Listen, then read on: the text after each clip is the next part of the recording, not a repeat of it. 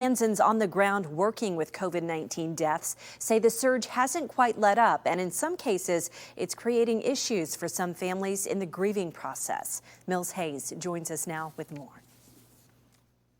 In February, it's normal for families to be looking through books of flowers to send to their loved ones for Valentine's Day, but instead they're picking out their family members' casket sprays simply because of COVID-19.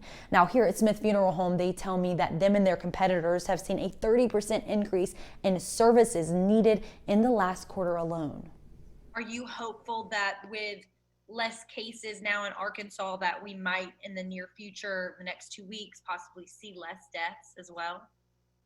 That's our expectations. Bill Booker is the president of Roller Funeral Homes. We're serving a third more families now than we were at this time of year ago. This graph shows that in January 2021, Roller Funeral Homes had 33% more services than this time last year, with a peak of 40% in November. Specifically from the virus standpoint, our firm is approaching serving our 400th victim. We've served over 250 since the beginning of October.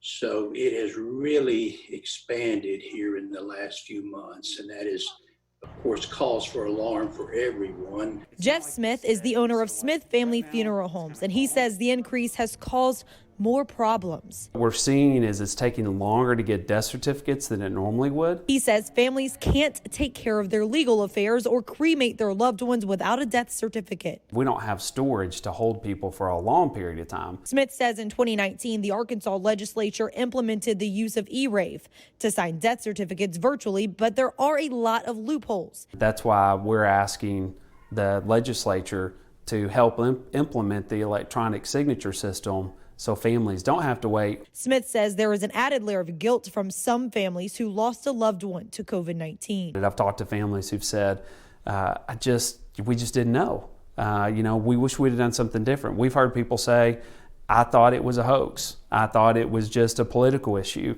It's not.